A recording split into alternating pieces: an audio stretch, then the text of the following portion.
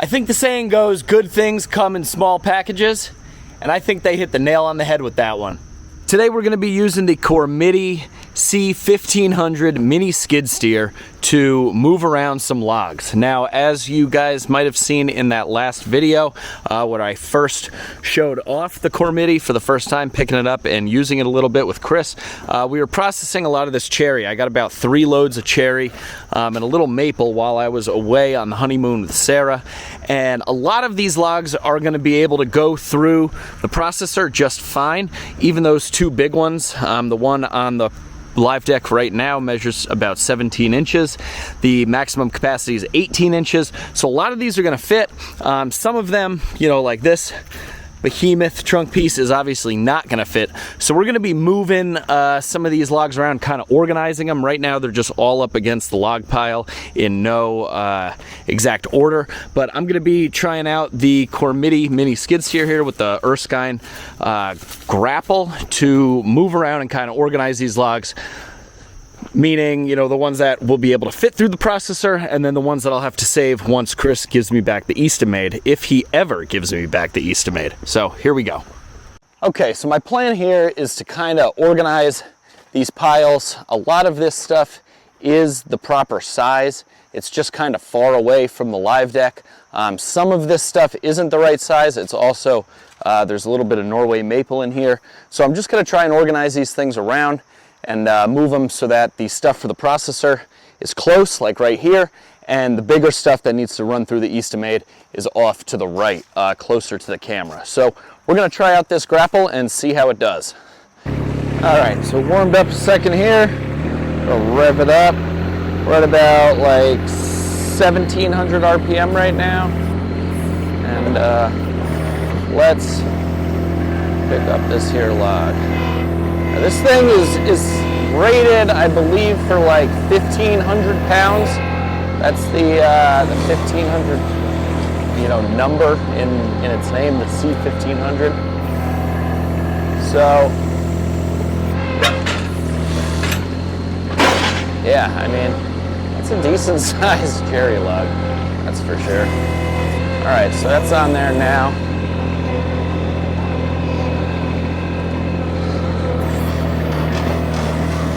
On the live deck. Now we got a couple over here. This one's a little punky on the outside, but I think the majority of it's good.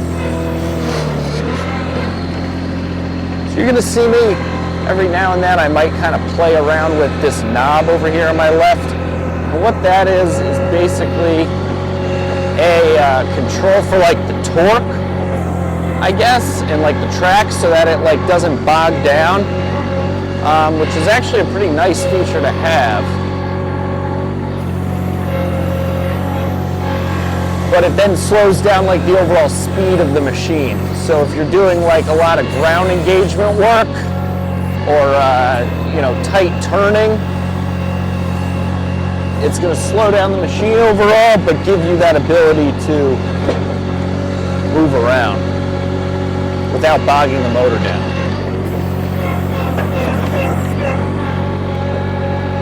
It's been a while since I used this thing, but it is kind of just coming back like a bike.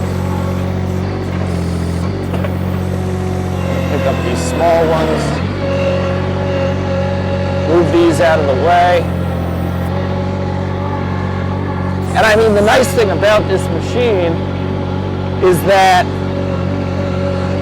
it has such a smaller footprint than the tractor, and it turns obviously so much tighter that this is like a perfect scenario for this thing, because the logs are kind of in a tight, awkward spot. So we're going to put this one on the live deck as well, and then we will address that real big one. And I mean, it's having no problem picking up these larger logs. I am kind of making some ruts here for myself.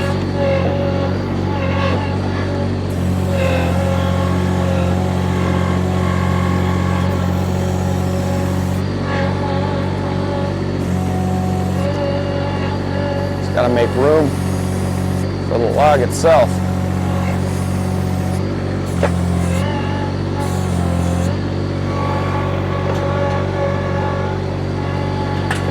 There we go. Okay, that's a full live deck. Okay, now let's see what we can do with this big one. This is a pretty big log. I don't know if this, I mean, I'm sure I'll be able to move it. I just don't know if it'll like fully pick it up. It's right where I want to put the wood that is going to go through the processor.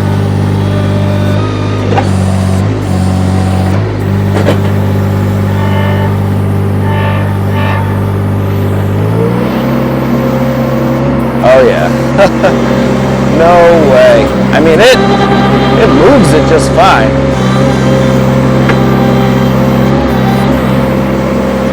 It's just a big log.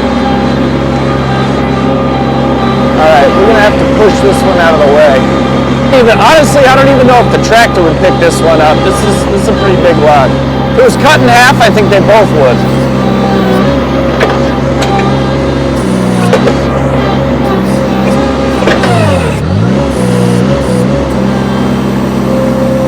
Yeah, I mean, it wants to. I just don't have the weight. But it pushes it like nobody's business. Let's just see. I just adjusted that knob, and it no longer bogs down. See, I can just push into it, and it won't kill the motor.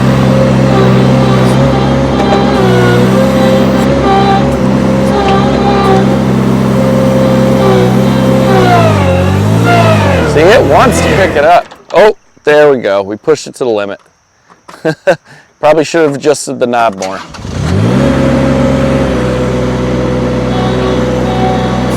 All right, well, that's a good enough spot for it for now.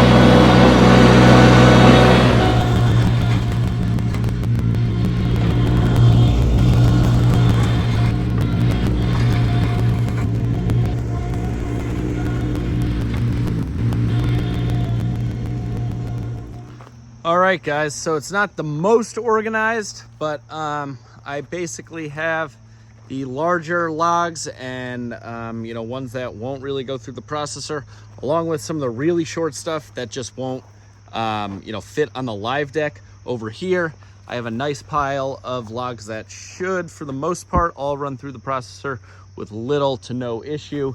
And then over here I have some more, you know, rejects. Obviously this really big one, some beech that's pretty wavy and knotty, and then some more shorts of the cherry and beech and stuff. Then we got one more cherry log over there. So my goal is to get all this cleaned up pretty quickly. I mean, most of this stuff I can run through the EASTONMADE, little to no issue once I get it back here. This stuff I can all run through the processor. So basically that's what we're gonna do. I know I'm gonna get people commenting on the fact that this Cormidi tears up the asphalt millings. And you know what? It does. Compared to a wheeled machine like the Kubota L3901, it definitely does tear up the asphalt millings. You know, it displaces them, but it turns on a dime. And you know what, guys? When a company gives you a $46,000 piece of equipment to use on your YouTube channel for free, that's just what we're gonna do. We're gonna use it, and we're not gonna worry about it tearing up the asphalt millings. So as much as it tears it up, it also does a pretty darn good job of cleaning them up. You can see I used the Grapple kind of as a rake here, put it all into a pile, picked it up with the Grapple, and then dumped it off the millings over there. Basically like I would have done with the tractor anyway, after this amount of you know, loads of wood coming in. There's always crap that falls off, bark and debris and stuff. This was particularly dirty with all these vines. There's gonna be more cleanup, but that's not too big of a deal. So I started out by saying that good things come in small packages, talking about the Cormidi, but also I'm kind of talking about this brute force 1424 Firewood processor. This is the smallest processor that brute force makes. And this thing is able to still perform, and it should be able to do all of this wood, these logs that are on here, with little to no issue, despite the size of them. It takes up to 18-inch wood, and all of these logs are 17-inch and below. So I'm excited to see how it does. One thing to note, because I'm going to be splitting wood this size, to take it a little bit easier on the machine and just make less waste, I'm going to be swapping out this 8-way wedge here for the 4-way wedge, which I have not yet used. So it's going to take some more resplits to get it down to the size that I like for the final Firewood product. But because these pieces are so big, I just don't want to stress out the machine by using the 8-way.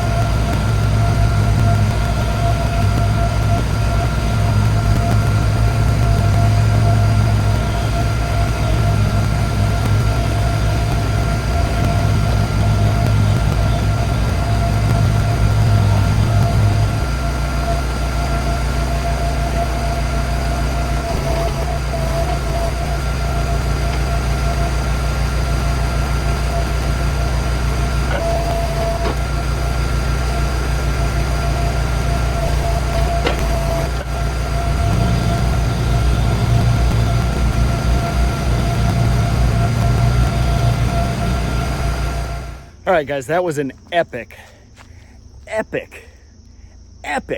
fail.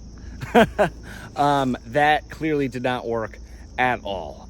This log, I didn't really think about it, but if you're going to be running the maximum diameter log through the machine, it better be a really straight maximum diameter log. And because this log had just that little bit of crook to it, I couldn't get it straight. As you saw, the saw had no problem cutting through the most of it, but it was missing, you know, like a little 2-inch piece, and that's because this, you know, log is offset a little bit. So what I'm gonna do here is I'm gonna use the 500i and just cut through it kind of in the middle here. So we'll have 2 straighter logs, and see if we can run these 2 individual logs through as separate entities as opposed to just one big log. But I was pretty impressed that Cormidi was able to pick up and move all of these logs with no problem at all. So that's pretty cool.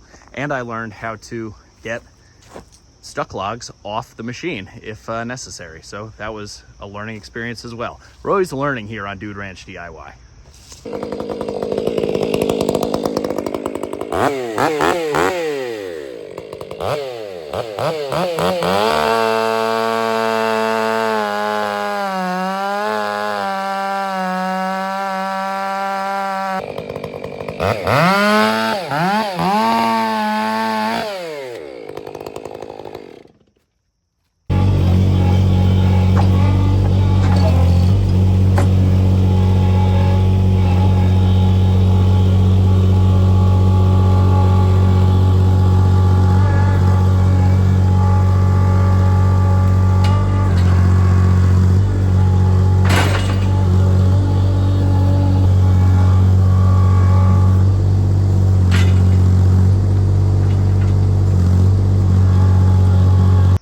All right, guys, let's try this again.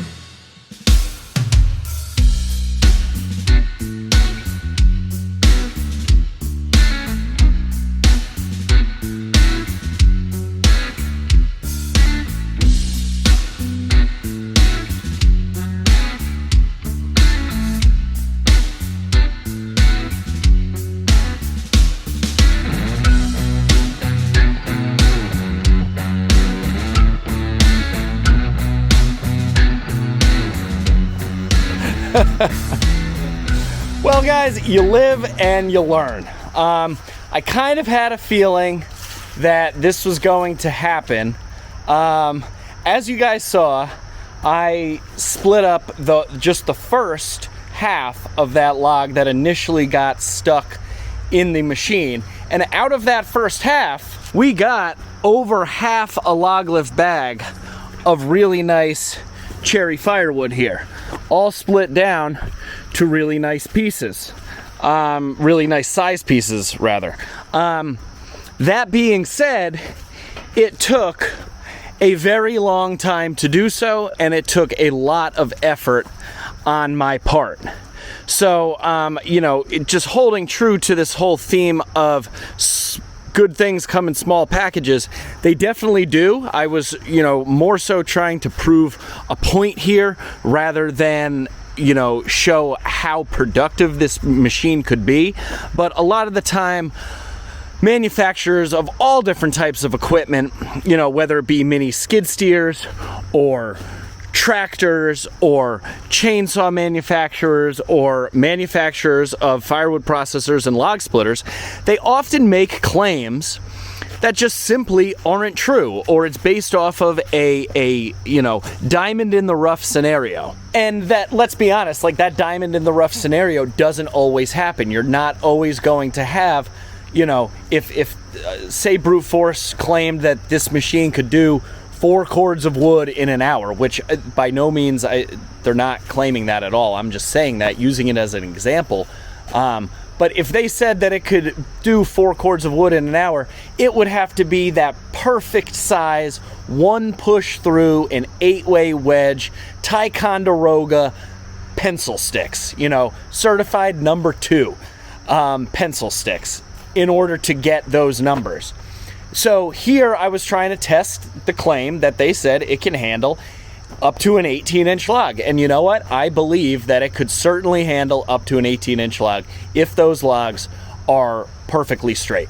I mean, we were running through, you saw here, this thing was a 17-inch log, cherry log. Once I cut it, it was pretty straight, nice straight grain, not any crotches or anything in it. Granted, I was pushing it through the 4-way wedge, but it did it with no problem. It didn't have any, it wasn't like bogging down. It didn't have any issues pushing through with the 4-way wedge, but that is not the ideal scenario, because I had to go back, and it was a struggle to go back and grab all the pieces and resplit them enough times to where it was to my ideal, you know, pick it up with one hand firewood piece size. If I had used the 8-way wedge, it probably would have been easier, but it probably also would have made a lot more scrap. And I just really don't know if this thing would have had the power to push those size rounds through an 8-way wedge. If this was my personal machine and I could do whatever I wanted with it, I would try the 8-way wedge. But because it is on loan from AJ Shaver over at Shaver Sales Incorporated, I don't want to break anything because I am going to have to give this thing back at some point. So I hope that gives you an idea of what this 1424 can do. They claim it can do an 18-inch log. It can definitely do an 18-inch log. You're just going to have to manhandle it and move it around and do a whole bunch of resplitting, which this machine, because of its open trough design, is capable of doing. You know, so if you're a one-man band, that might be something that you want to consider because it has the conveyor and everything. But for me, you know, that was a test, and there's a reason why I'm not gonna go ahead and split that other log right there, because I'm just gonna take it off with the Cormidi, and you know, I'll split that with the EASTONMADE, because the box wedge is much better suited for those really big, large rounds. So I hope that gives you an idea of what the Cormidi C1500 and the Brute Force 1424 firewood processor are capable of doing. I was definitely pushing both of these machines' limits today in this video, and you know, it was a learning experience. So I hope you enjoyed. So as always, guys, if you liked the video, give it a big thumbs up. If you haven't done so already, or you're new to the channel, please consider hitting that subscribe button down below. I'd really appreciate it. Any questions, comments, or feedback on what you saw here today, because Lord knows I made a bunch of mistakes. Put it put it down in that comment section. But for now, I'm Jake. This is Dude Ranch DIY. Thanks so much for watching. We'll see you here next time.